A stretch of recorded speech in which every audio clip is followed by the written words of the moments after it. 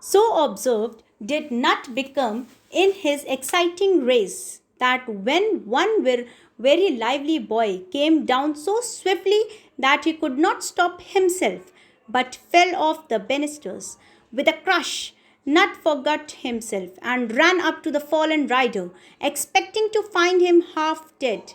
The boy, however, only winked rapidly for a second, then lay calmly, looking up at the new face with a surprised, "Hello, hello," returned Nut, not knowing what else to say and thinking that form of reply both brief and easy.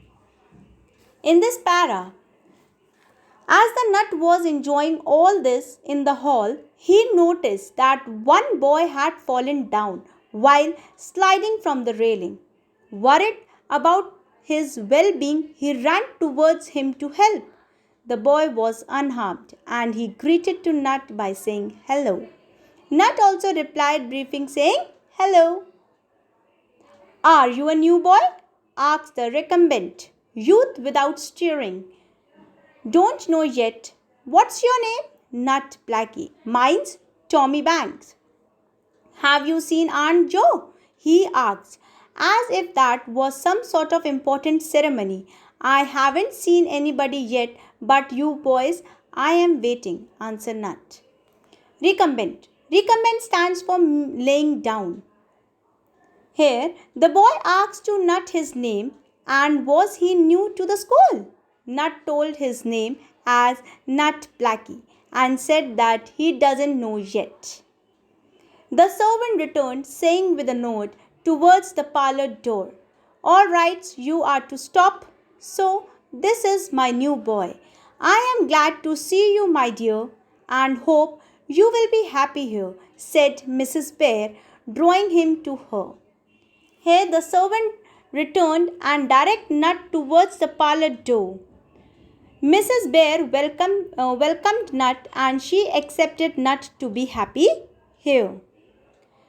She was not at all handsome, but she had a merry sort of face and was generally jolly, as boys would say.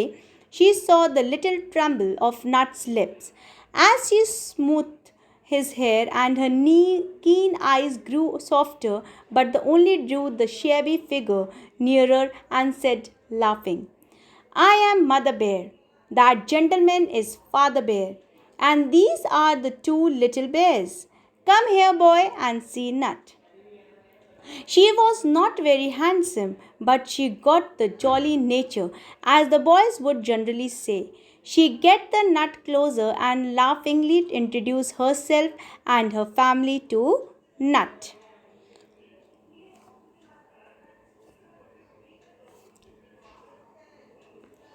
Rob and Taddy merely grinned at him, but Mr. Bear shook hands and pointing to a low chair near the fire said in cordial voice, "There is a place all ready for thee, my son. Sit down and dry the wet feet at once."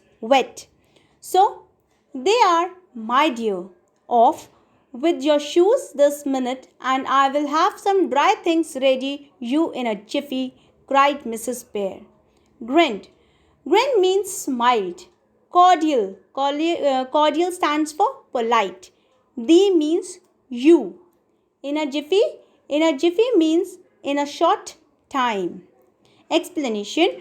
Rob and Teddy, two sons of Mrs. Bear, smiled at Nut, and Mr. Bear shook head and asked Nut to dry his wet feet by sitting near the fire, and in the meantime he will bring some dry things quickly.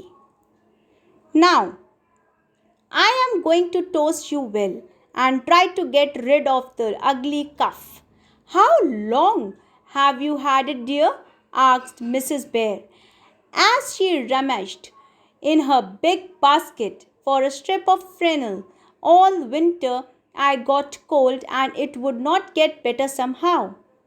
"No wonder living in the damp cellar with hardly a rag to his poor deck back," said Mrs. Bear, in a low tone to her husband, who was looking at the boy with a skillful pair of eyes.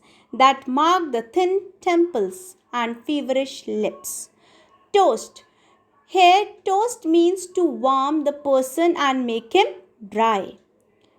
Rummaged. Rummaged means to search quickly through something.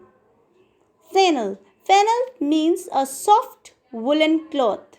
Cellar. Cellar is a room below ground level in the house. Ground level in a house used for storing things like storeroom we used to say. Skillful.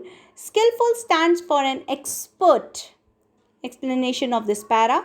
Mrs. Bear, while looking for the cotton cloth in her big basket, she said to Nut that she will dry him well to get rid of his cough. She also asked Nut that for how long he was suffering with this cold. Nut replied that he had this all winter and anyhow he could not get better.